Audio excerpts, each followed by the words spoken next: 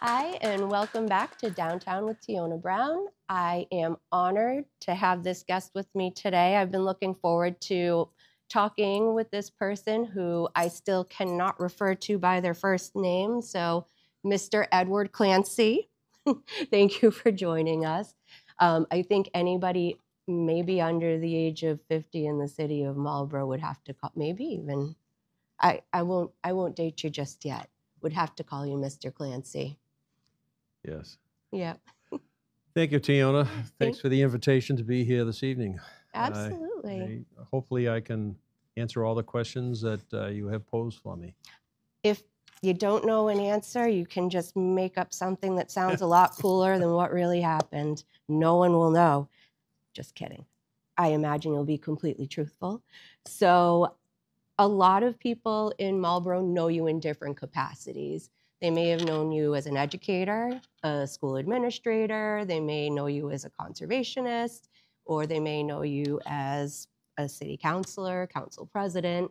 In a lot of these roles you stuck to for a very long time. So just a little brief background. I do know that you joined the Conservation Commission in 1968, and allegedly you were maybe 28 years old at the time? Yep.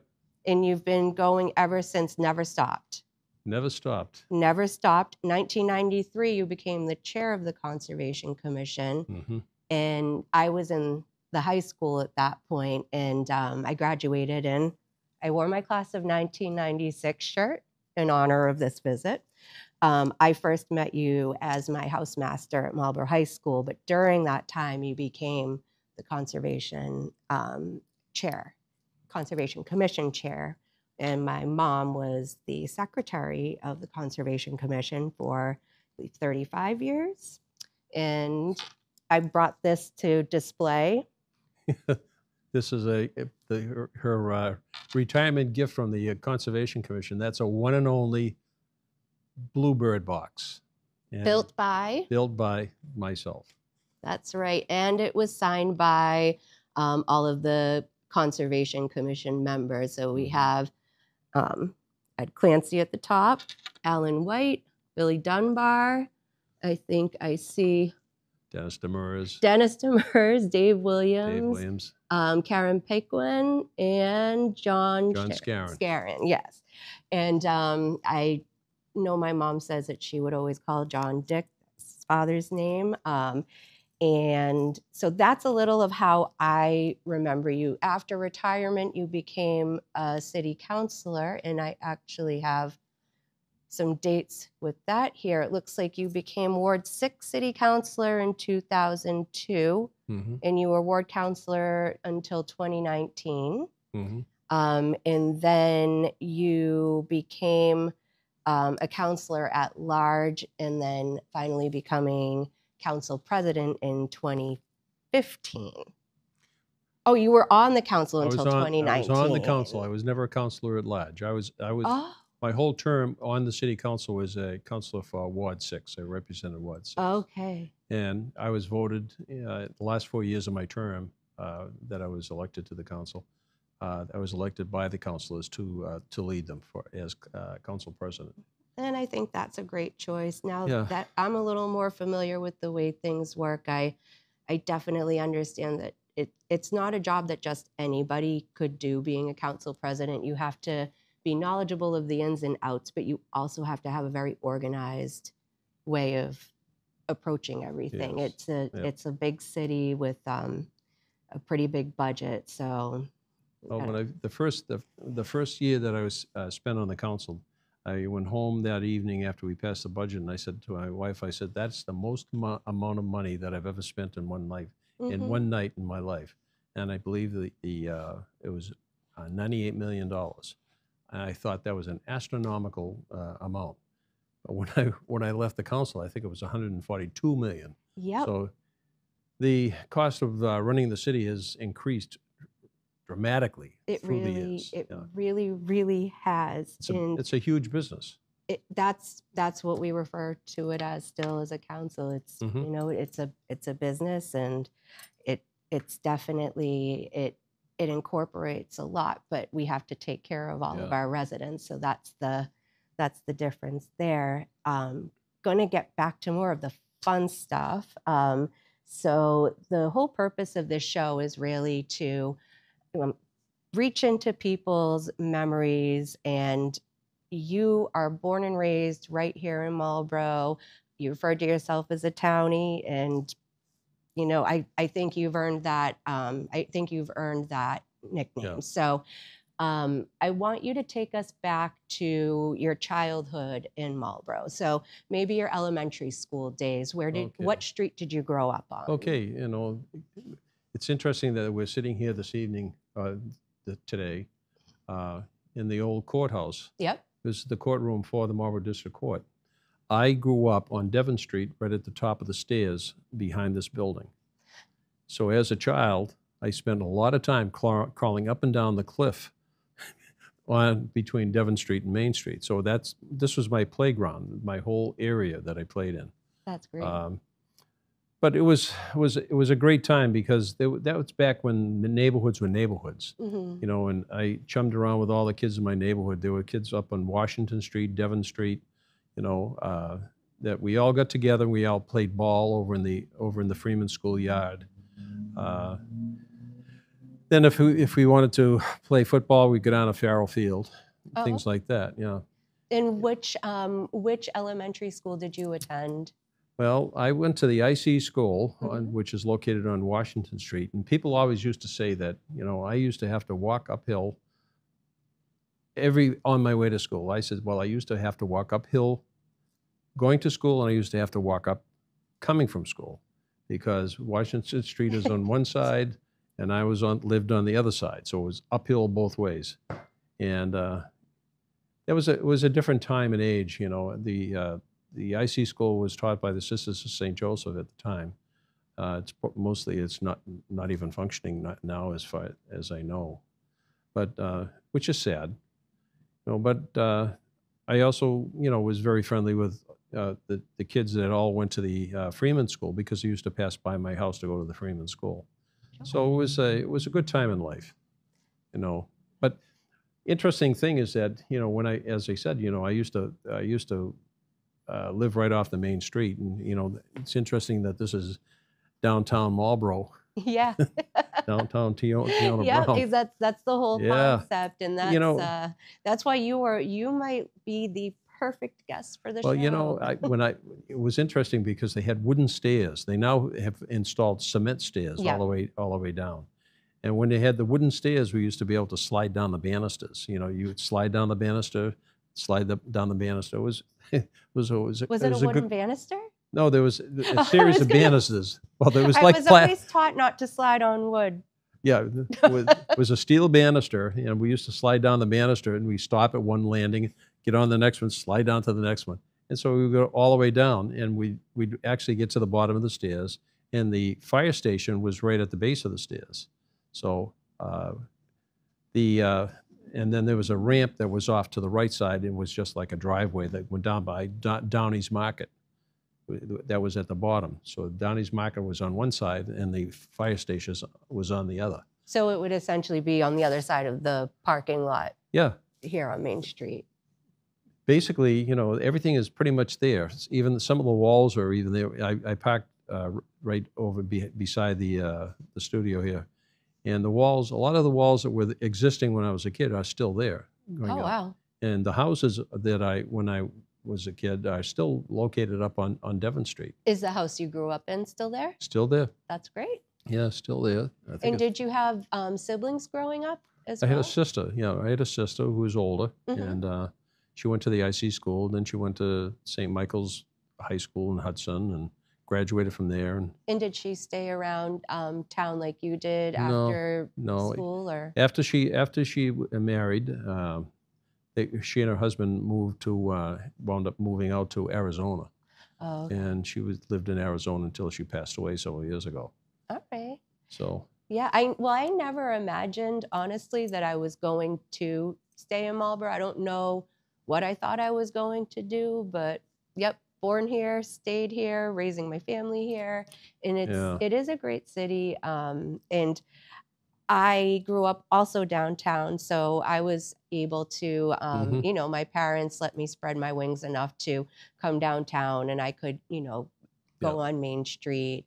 And I know my Main Street from when I was younger is very different from Main Street now. Yeah. And so when you, let's say when you were in maybe your teen years and you had even more freedom to explore and come around Main Street, what were some of the, I guess, the haunts at the time when hangouts?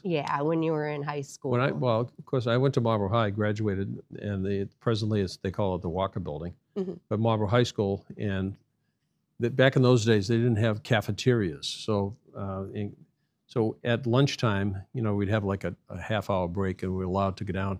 If you wanted to go into the gymnasium, and they had like a lunch place that you could buy a candy bar in.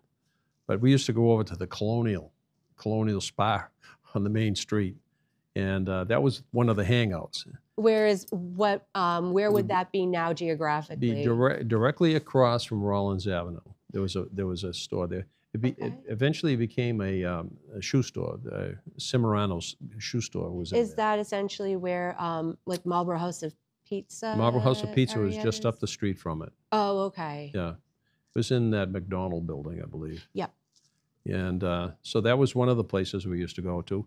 Then there was my hockey coach, John Bonin, ran the spa at the corner of I think it's Liberty Street.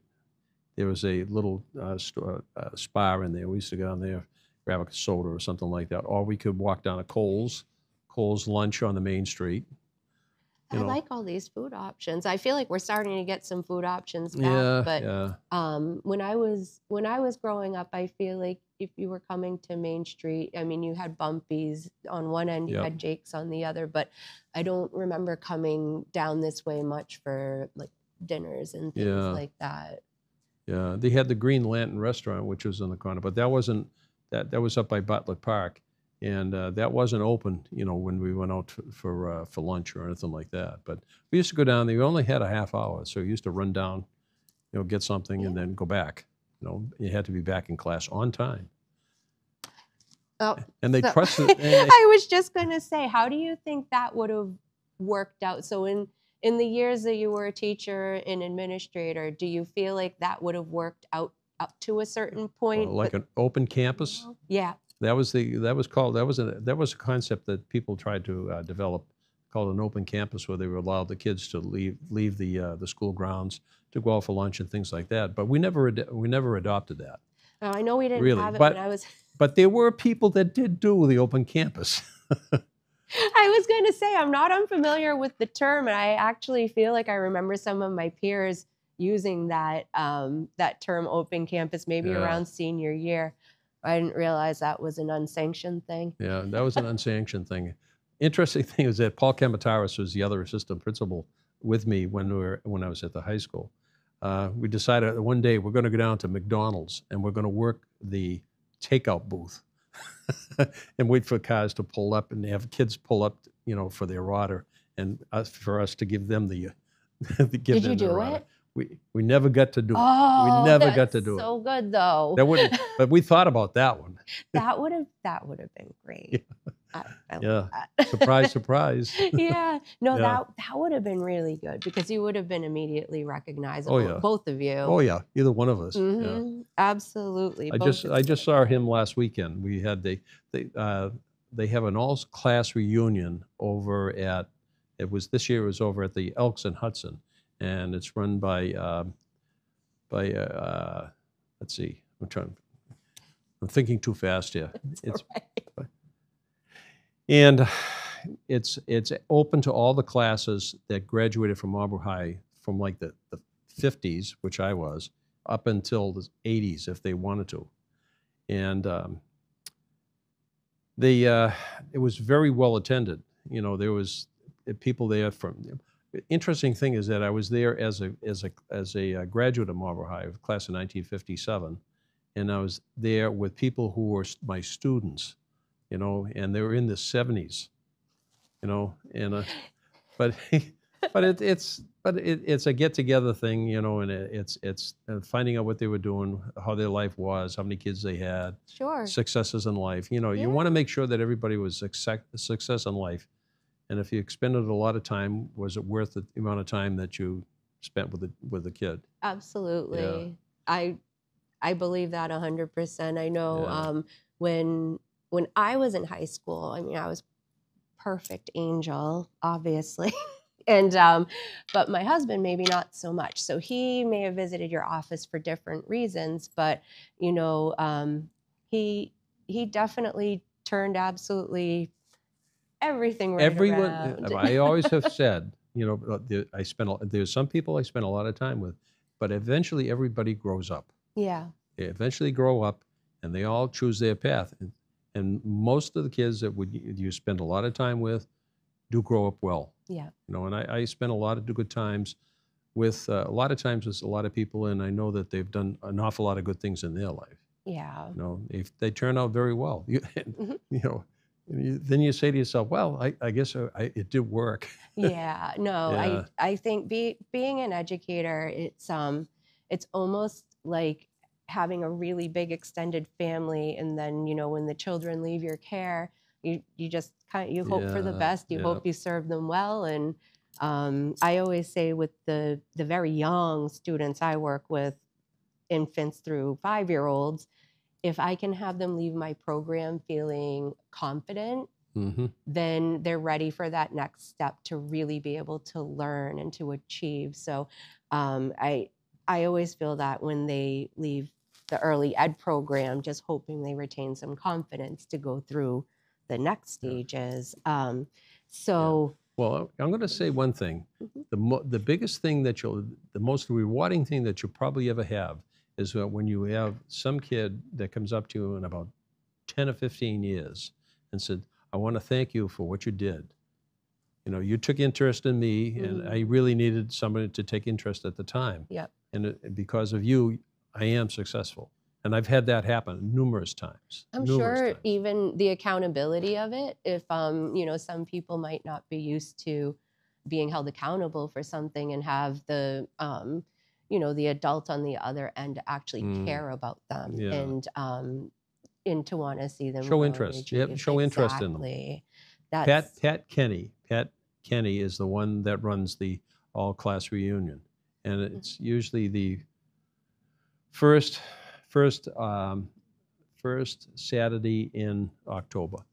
Oh, okay. September. So for anyone who's watching who isn't familiar with the all-class reunion, it sounds like an annual thing. And it's an annual thing, yeah. And it's getting bigger and bigger and bigger through the years. You know, it started out down at the ITAM restaurant, ITAM Club down by City Garage. Then I went to then it was a few years. Then I went out to the fishing game, and this year it was so large she moved it over to Hudson. Wow. And you know, there was a band there. You know, one of local guys that have graduated from Marlborough High. Was it Flashback? No, it wasn't Flashback. It wasn't Flashback, but the members of the Flashback band they graduated from Marlborough High. Oh, that's great. Yeah. Well, Jimmy Rennie came back, and he was actually a teacher at Marlborough High. He was a teacher when I was English teacher, maybe? Social studies. Social studies, okay. I graduated with his son. Yeah. So now kind of going back in time again, you graduated in 1957. When did you start teaching in Marlborough? Well, let's see. In 1957, I graduated from Marlborough High, and I wound up going to Fitchburg State College, up in Fitchburg, and I graduated from there in 1961 with a bachelor's degree in education biology. I was a biology major, and from there I went to the town of Harvard. I went over to the Bromfield School in Harvard, which is their high school, and I taught there for 4 years, from 1961. Through 1965. Interesting thing is that I go over to Carlson's Orchard in Harvard on usually in the fall when they have the self pick, and I go over there and I meet the kids that I had in school that own the orchard, and they were in their 70s now. I'm sensing a common theme here as we're Well, talking. It's interesting. And then they usually introduce me as their 7th grade science teacher, and they look at me and say, "Well, I know he's pretty old. How old are you?"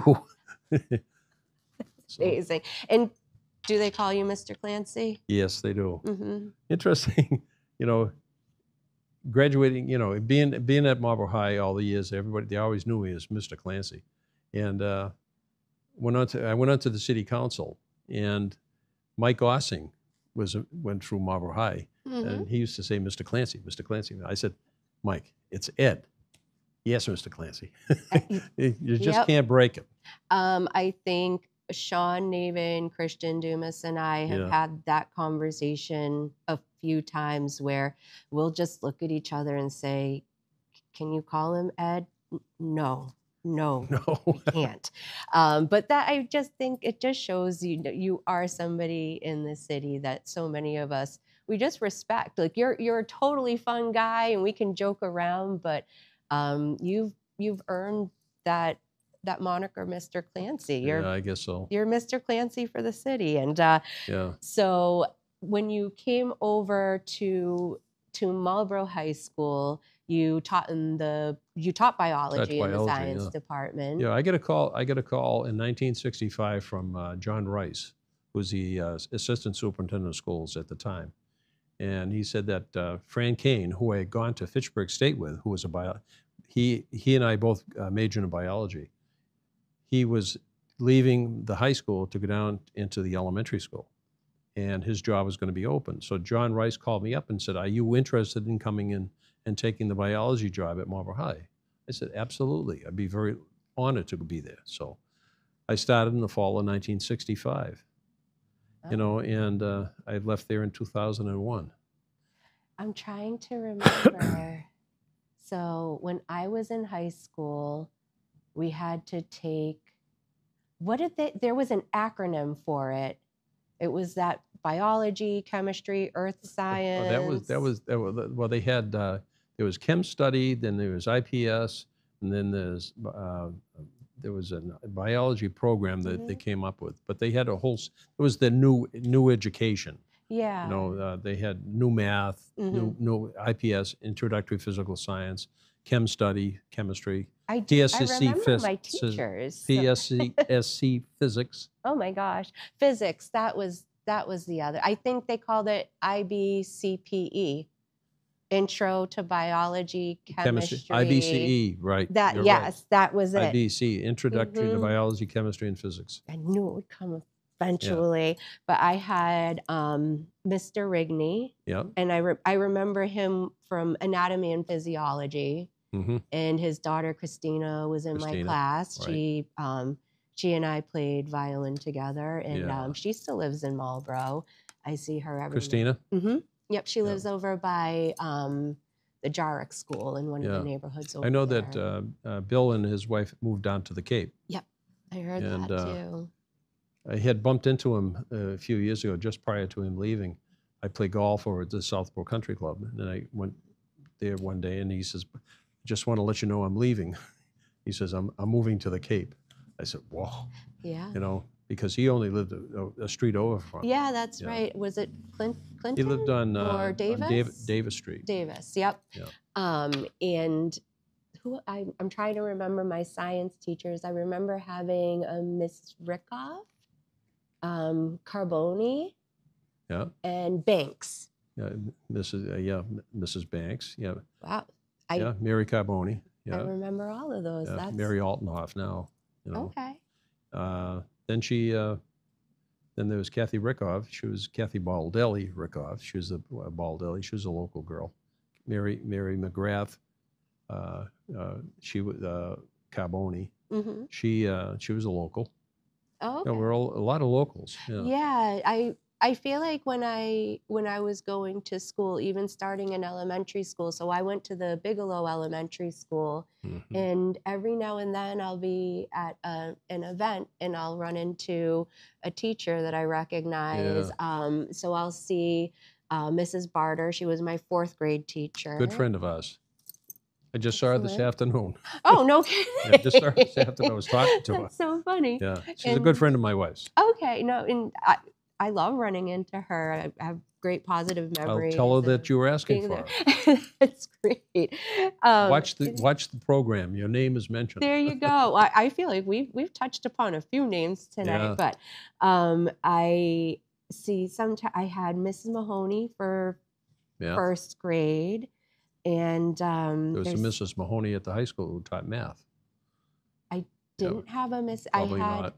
I had Deb Roy. Debbie was one of my math teachers. Yeah, she was a math teacher. Wow, amazing that I can't remember my math teachers that well. Who's your biology teacher? My biology teacher. It was one of the above that I was. Was Mrs. Banks? Was she biology? Marion Banks. I think that was my biology teacher. Yep. And so from elementary school, Mrs. Wynot was my second grade teacher, and she lives on my street. Yeah, she does. Yes. Yeah. So I thought that was really cool. Why not? Mm-hmm. Yeah. Yep. And when I saw her name, when I was running for council and I was looking at the street listings, and I saw her name, and I go, no, that can't be my second grade teacher. And then one day I was driving on Milham Street, and I saw her husband, and I think he had a question about something, and we just started chit-chatting, and then I said, oh, was your wife a teacher at Bigelow School? And he said, yeah. I go, oh, she was my teacher. Yeah. And then he said that she was also Arthur Vigen's teacher. So she'd been teaching us all for a while. Yeah. She lives right on my street. Yeah. So I do want to hear a little bit about. So I came to Marlborough in 1965. The fall of 65. Yeah. And I started teaching biology. And I went from 1965 to, I think, till 1976 or 77. I was in the classroom. I taught science. Mm-hmm. I taught them all. If they needed a science teacher, you got the job. Nice. So I taught all the sciences all the way through. And I wound up, I applied for the assistant principal's job. And Joe Hannigan, who was the assistant principal at the time, was retiring, and I applied for his job, and I was given the job. And I was in that from 1976 to 2001 when I retired. At what point did the high school move from the current Whitcomb building to its current location?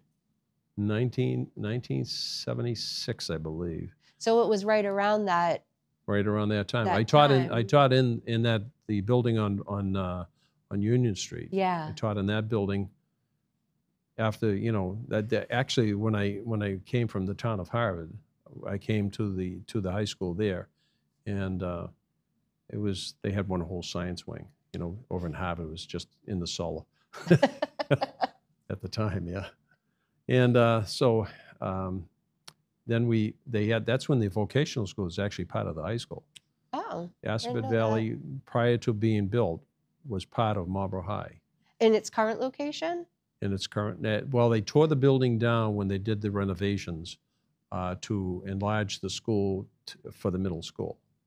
Oh, okay. So that would have been, when I was in the middle school, would have been the late 80s. And I remember there was like a wood shop area that was very, very rustic and very much. That was the old vocational school building. That's what I was imagining. Right. Even just the way that you would enter that part of the building, it made it feel. It felt separate. Yeah. That was they had an auto mechanic shop. They had a wood shop. They had electronics, and then basically when they created Assabet Valley Regional, they moved everything over to there. That building became vacant, we started using it, and then when they decided that we were going to move into the high school, and that's going to become the middle school, they tore that section of the building down to put up another portion of the building that went all the way down the back. And now my son is actually a student at the Whitcomb Middle School, and I don't even recognize that place when I go in, except when you first enter in that main office hallway, all the way down. 800-degree hallway. Yeah. And, you know, the original, from when I was there, the cafeteria, but now my son says there's like a second cafeteria. There is. Yeah, so Yeah, I guess there's 2 cafeterias. Oh. Yeah, the school, it's beautiful, but it's so much bigger than I remember it, for sure. So Well, that building had a full-size auditorium. When we went into the new high school, we didn't have an auditorium. If we wanted to have a whole school assembly, we had to go into the field house. So, you know, everybody had to sit in the stands. Yep. And but it was you know, it was a good move, because it was a different building. It was a newer building. The science facilities were great, you know, when we moved into the new building. No, that's, I mean, and I think for the kids of the city, just to always have access to whatever the latest technology is. I know for myself, when I was in the high school, we were still learning to type on typewriters. We had the keyboarding class. But we also had, in that keyboarding room, we had access to a handful of computers. So even though it wasn't as accessible to everybody, like I didn't have a computer in my own home at that point, but just makes me feel old. Well, you know, I take a look at when I first entered education. You know, there wasn't much technology at all. The biggest technological piece that I had was so you could project something on a screen was an opaque projector. An opaque projector you could take and put a book underneath it, and it was like a mirror that shone through a light on a big lens on the top and projected it on the wall. Almost like periscope kind of a concept? Something like that. But it was big and bulky, and it threw off about 800 degrees in temperature and melt the book that you had underneath it. But then it went to an overhead projector, and I take a look at what they have today. You know. Yeah.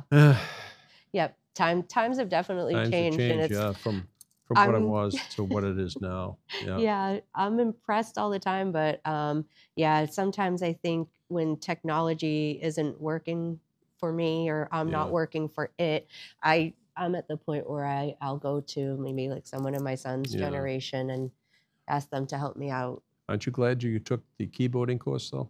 I really am. Yeah. I took typing when I was in high school, and that allowed me to use a computer when all of a sudden these computers became available. You know, I knew how to type. Yeah, no, that keyboarding class, it was taught by Mrs. Ludgate. Yeah. And then if you wanted to do computers, it was Miss Egan.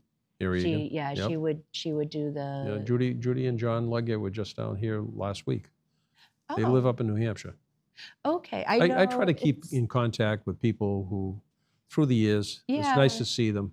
Because Don Landers, he keeps in touch with all the folks from the business department that he was in the high school with, like Mrs. Ledoux. She's gonna, Joan? She's gonna start charging me for every time I mention her name in one of these episodes. Because you know, favorite teacher status. So I want to bring it to a different topic of sports and athletics. So when you were growing up, did you play any sports locally? Well, the sports programs were not really available when I was a kid. They didn't have youth baseball. They had some baseball, but I didn't play ball. As I said, you know, we used to play pickup games down at Farrell Field. You know, I'd play basketball over at behind the Freeman School, because I grew up with Dave Gadbois and Ronnie Lafreniere and you know, all the guys that lived on Washington Street. So we all used to get together for games. But I used to play ice hockey. I played ice hockey during the winter. That's when we used to skate on the ponds. We used to skate down on Fort Meadow. We used to skate on Fort Meadow, play hockey down there. And we used to play down in the bog down off of I forget the street. It was down on the east part of the city, then I would play over in Duck Harbor.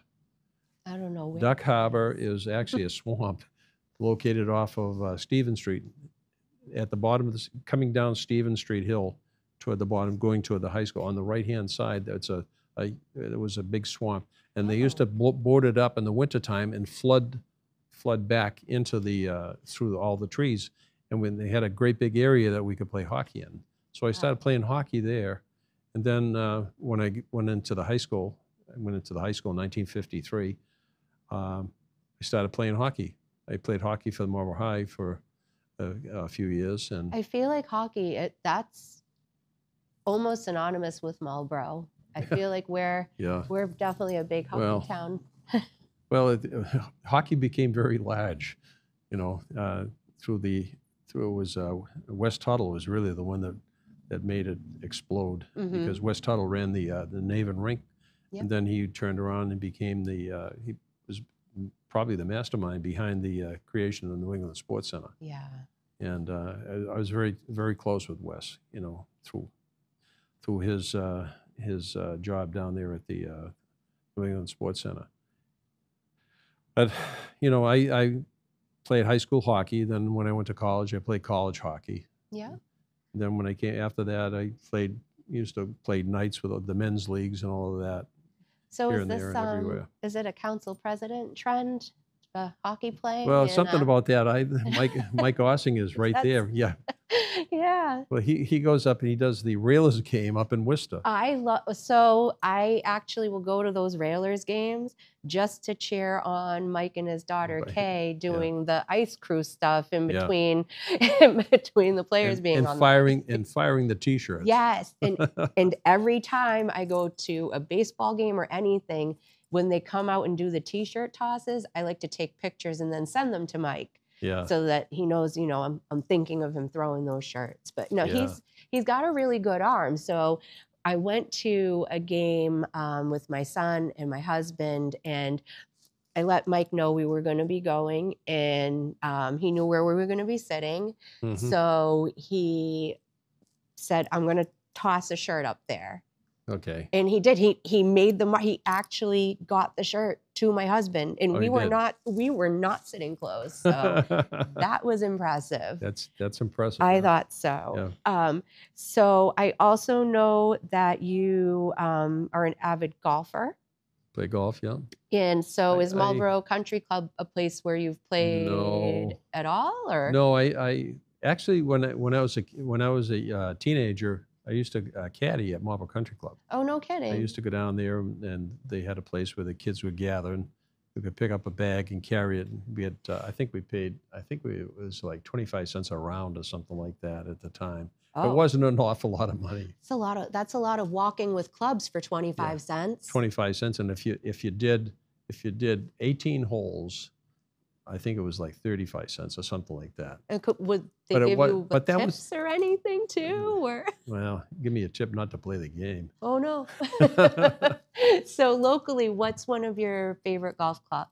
Well, I play at Southborough Country Club. It's affordable, and I actually play with a group of guys that are my age. Where is that in Southborough? Southborough, it's down beyond St. Mark's. It used to be called St. Mark's Golf Course. Oh, okay.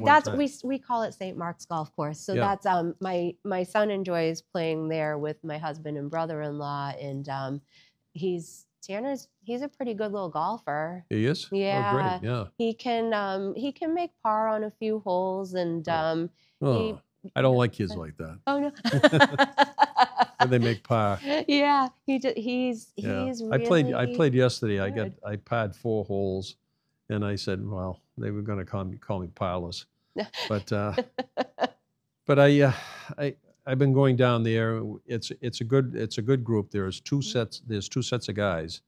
One of the guys I play golf with, Ralph McCabe, Bud McCabe. I was in the first grade with him at the IC school when I was 6 years old. So I've known Bud since I was 6 years old. Yeah, I tell my son all the time, some of these friends that you have now or that you met in kindergarten, or that they might still be your friends. It's like my son. he developed friendships when he was through the high school. My son graduated from Marlborough High. Oh, okay. What year was he?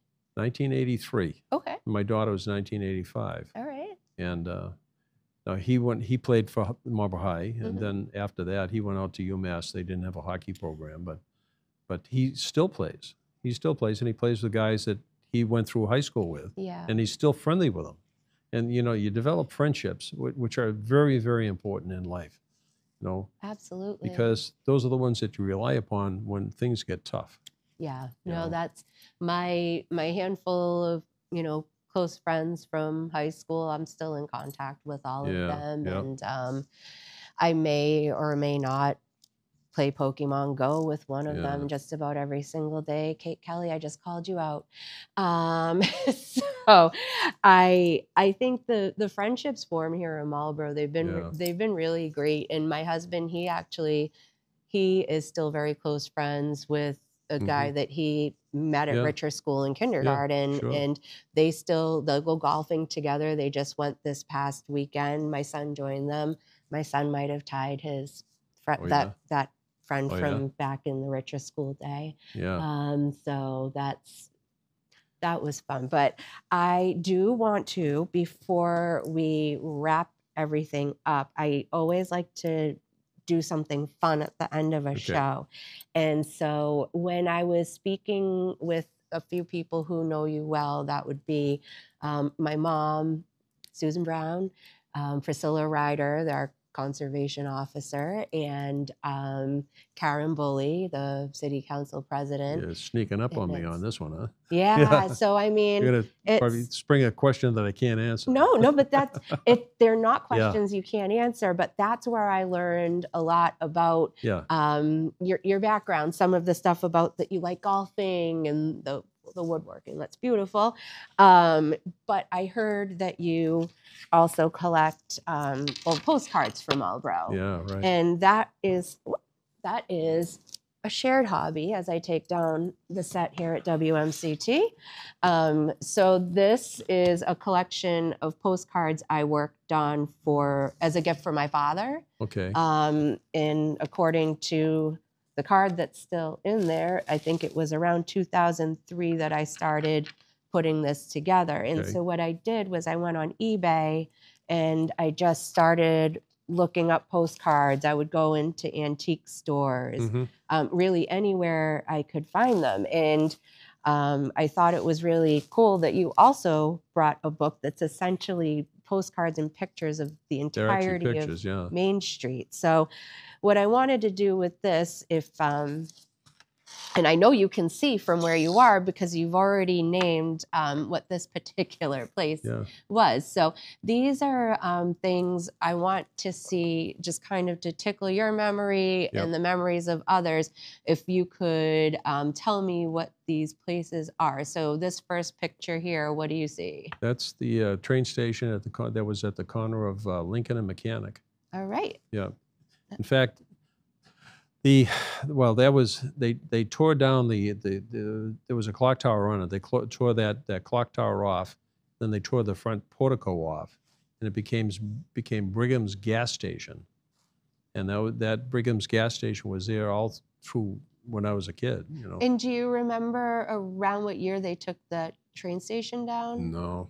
Maybe. When I know that what it is that when a building sits idle for a period of time, they're still taxed on it. And what happens is that people who own it say, I'm not driving any revenue for it, so might as well tear it down. So they tore it down, which was a loss. And there was two train stations in Marlborough. There was that one at the corner of Lincoln and Mechanic, and then there was another one down on the corner of Florence and Main Street. I think I must have a picture of that in there somewhere too. And so I have a feeling you have really good eyesight. I don't know why, but I'm going to cover that. Do you happen to know what that was? That was the, I believe that was up on West Main Street. I believe it's the Bigelow School. You are correct. It was at the corner of West Main and Mount Pleasant. West Main and Mount Pleasant. Oh, is that where the brick apartment building is? There's an apartment building there now. Yeah. Okay. Wow. Nope, I didn't. So I didn't know where this was located, but wow. So who's it addressed to? Is it addressed to a Miss M. Kaler, Kaler? What year? They didn't. It was an unfinished it thought. Yeah, it wasn't. It was never sent. Yeah, so postcards that you meant to send and never did. But it says, "I am very sorry there was any," and then that's it. It ends there. Yeah. Mystery, and we will notice the address on it. It says city. Yeah, just city. Maple Street. You know what it means? Is that town? It was Marlborough. It was mailed in town and never stamped, but delivered. Wow. And it doesn't even have a house number. It just says Maple Street. Maple Street. Well, they knew the people who lived there.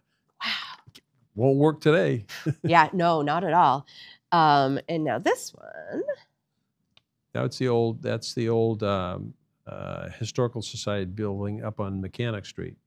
Interesting building. You know, they had a lot of the materials that was there when they took the historical building down.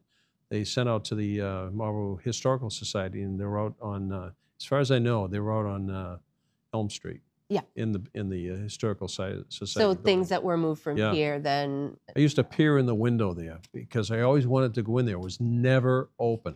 Oh, for this building here? That was never open. Oh, and it looks like it would have been so cool too. Yeah. And you could look in and you could see all kinds of things that would say, that looks like an Indian arrowhead. Well, I was going to say, given your love for biology and local history and all of that, it was literally the Natural History Rooms is Natural History Museum, what they referred to it as. And so that's a shame that you got to witness mostly from they tore it down. The outside. Yeah. And it looked like a nice ivy-colored. Yeah, it was an ivy-covered building. That's really cool. Okay. All right, here we go. That's the old the church that was over at the corner of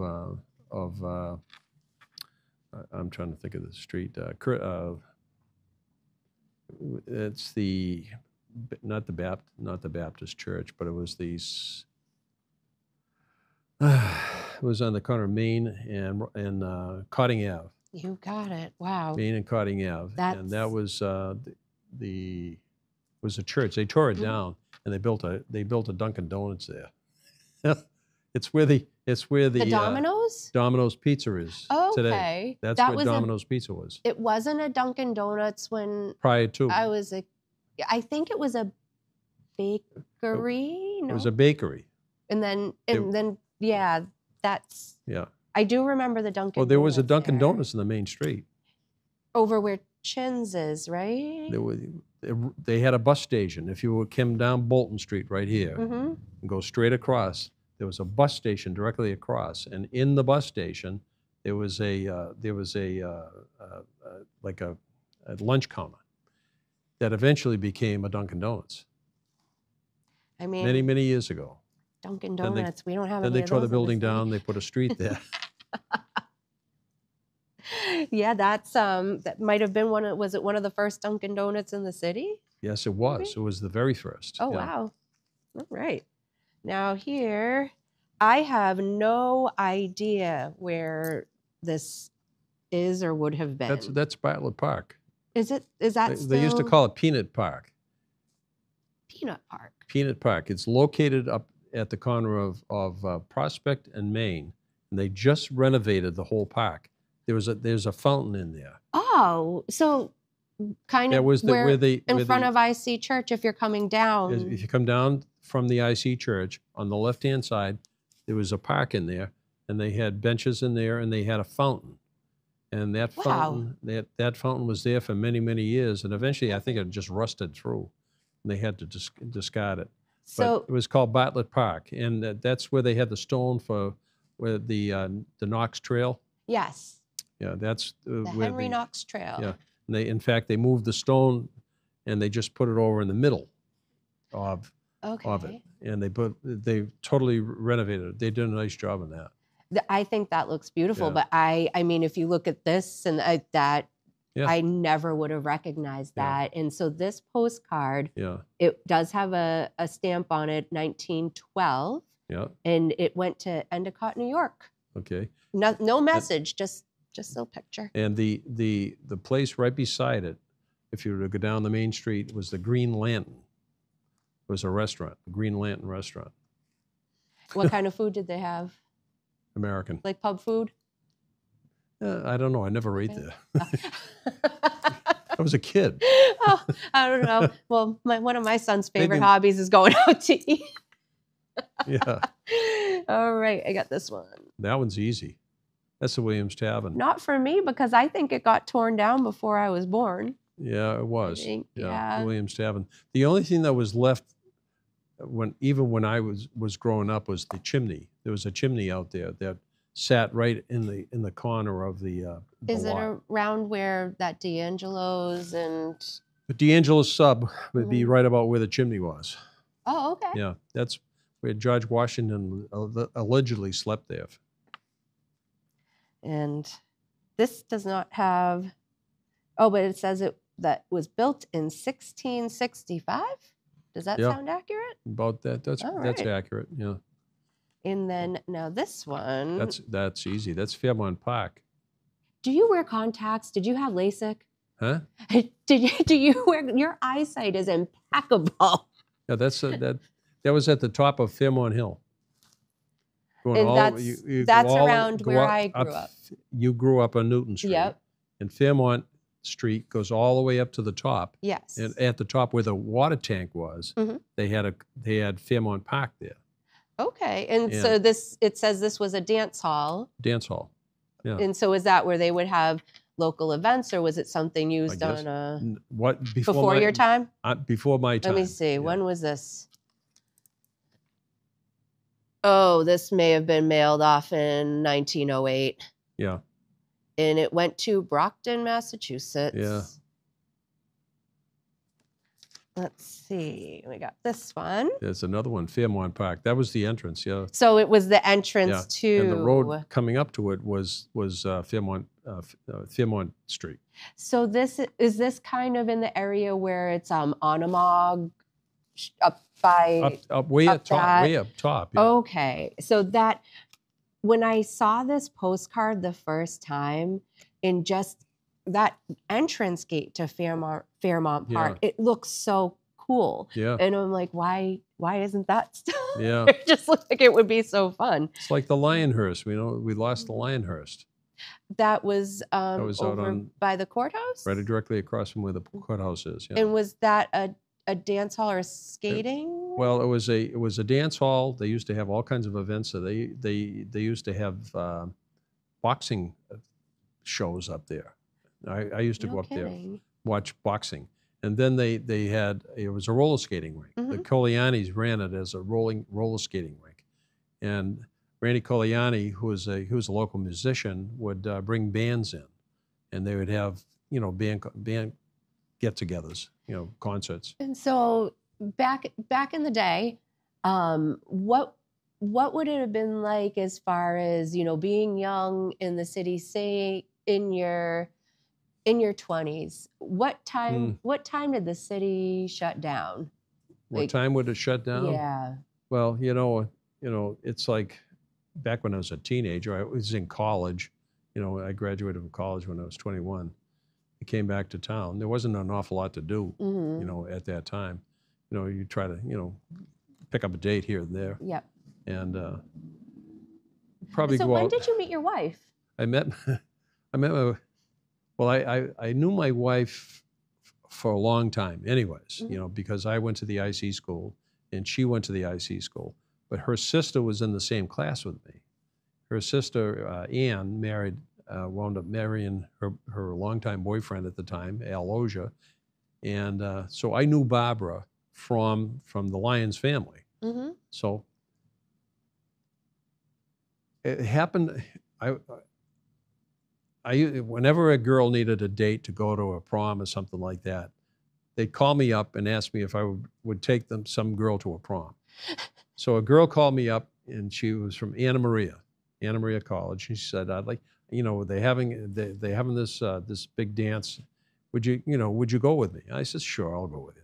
So tuxedo, I go off to this big dance at Anna Maria College.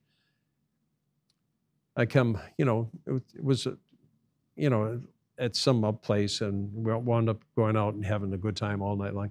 So I decided to go home. Going home, and I have my tuxedo on, and I go to the IC church 6 o'clock mass with a tuxedo on. And had you slept? No, it was up all night. Well, you know, yeah, I was young.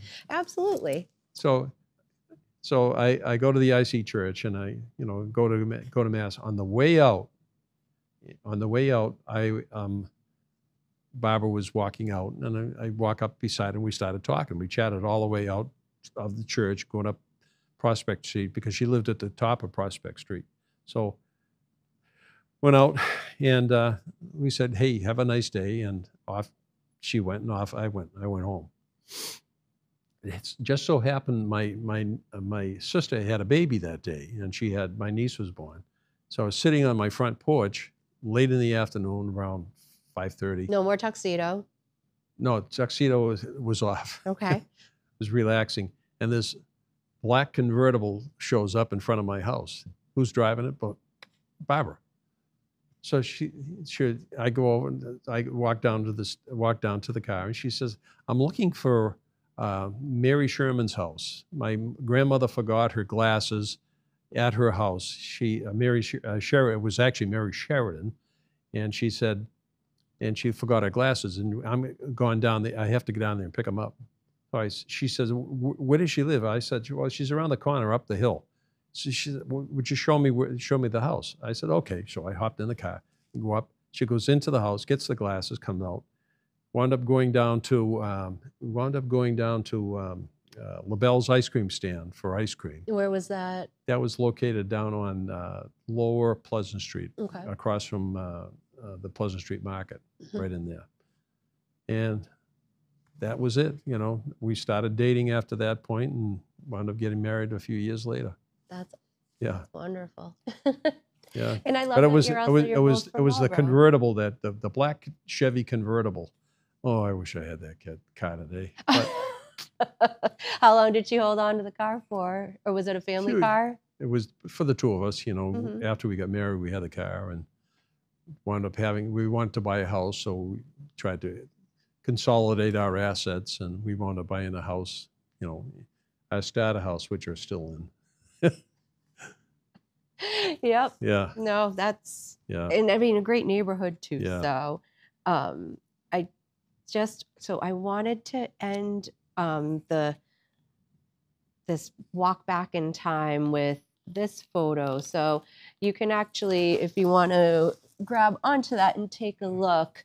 Main Street, First National Store, yeah. Yeah, I just wanted to see so we talked a little bit about a few restaurants that were around, and so seeing that older picture of Main Street, do you remember going to any stores that? Well, as I said, I grew up in the Main Street. You know, I used to come down the stairs and go down the corner. There was the Corner Spa, the Rialto Corner Spa. It was over at the corner of Howe Street. Okay. And it was owned by the Dimitri family, ran that. And then there was another restaurant in there. I can't think of the name of it. But there wasn't that many restaurants. And across the street was the Bronx Lounge. That's where I met Ted Williams. I met Ted Williams there. Okay. Yeah. So, fun fact, Ted Williams went to the same high school as my father. He did? Way different graduating years. Yeah. But yeah, so that was back in San Diego. Yeah. And then you would also mention a little baseball connection. Maybe we can end it on this fun story. You had mentioned your father had maybe more than one run-in with Babe Ruth. Yeah. Well, I'll finish the story about Ted Williams. A friend of mine who lived across the street from me was Ken DeBaradinis. And his father ran the Bronx Restaurant and Lounge, which is on the second floor. And Kenny came to me one day and he says, Ted Williams is coming to Marlborough. He's going to be at my father's restaurant. Do you want to meet him? I said, huh, absolutely. Yes. So I go down, and Ted Williams came in, and he went around shaking hands, and we shook hands with Ted Williams, and so no that was cell my phone, experience. So you don't have 20 selfies No, they didn't even have instant. They didn't even have Polaroid phone cameras in those days. Well, but my father, that's an interesting story, is that when he was a teenager, he was friends with a fellow who his father ran a place where on the main street that you could obtain something to drink. Mm-hmm. And Ted Williams used to, Babe Ruth used to frequent it. And every now and then, Ted would get a little tired and had too much to drink. And he'd need a ride. He would George need Babe. a ride home, somebody to get him a ride home. So my friend, his friend's father would say, okay, to my father, you're going to drive Ted's car. He was old enough to drive a car. You're going to drive Ted's car. You're going back to Ted Williams, but your dad was Babe Ruth. Yep.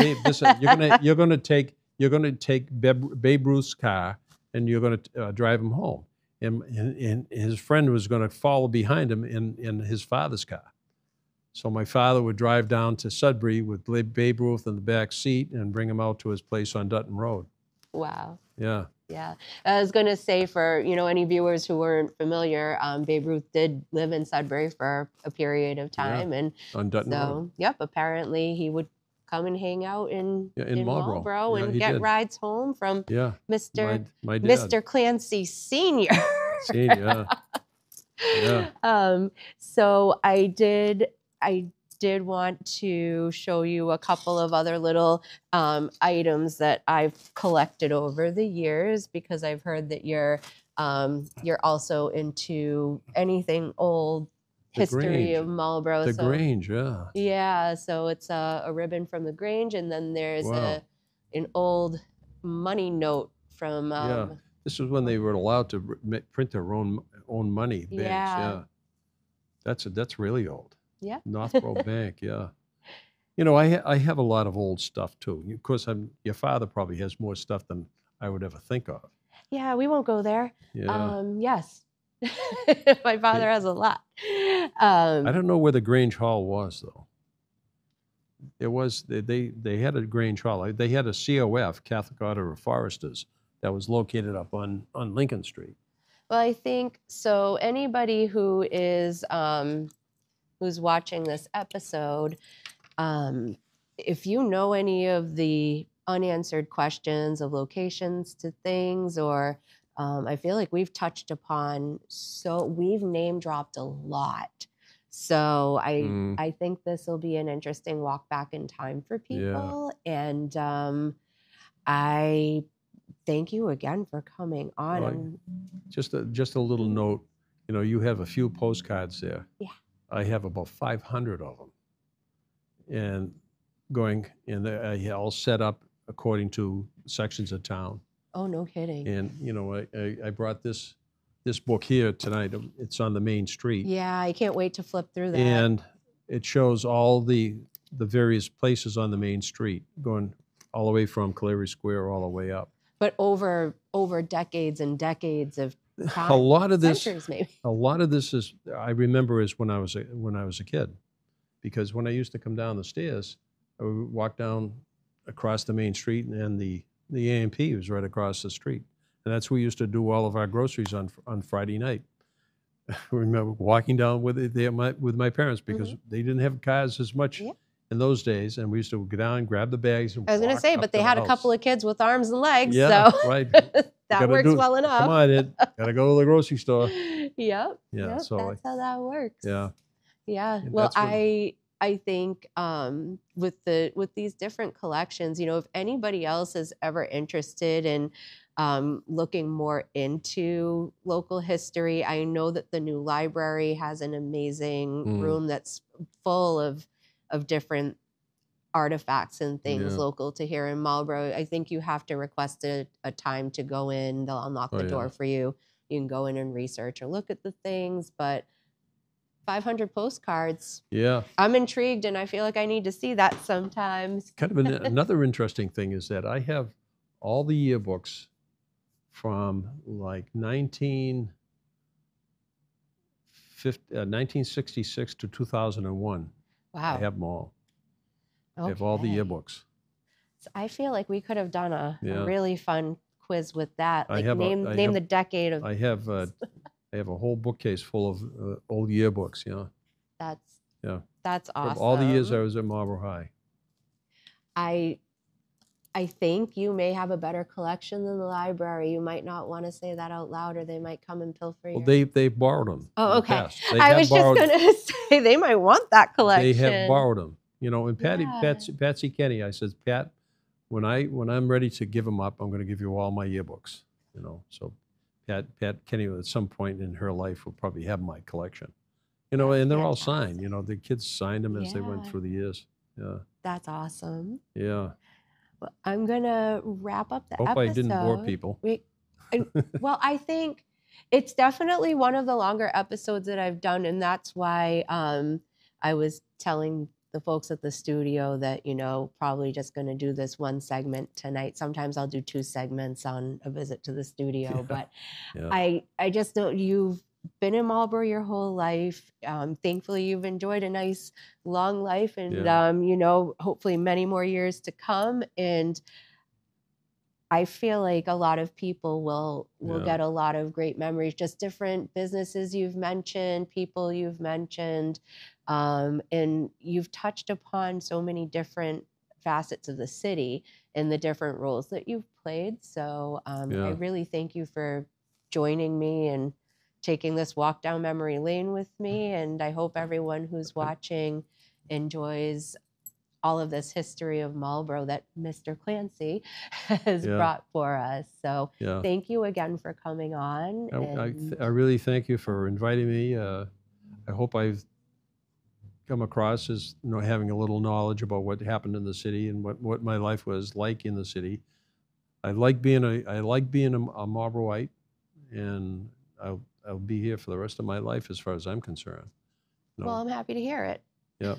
Hopefully it's not too soon. No. That can't happen. Yep. So thank you again. Okay, Teona, thank you. I hope everybody again enjoys it, and you can catch this episode in several places. So WMCT has a YouTube channel, a Facebook page, and of course you can tune in on the regular broadcasting on your TV, but those are all the different places that people can pick this up. If you want to share the link with anyone when it comes out, we'll definitely share that with you. So everyone have a wonderful time until we see you again. Thank you.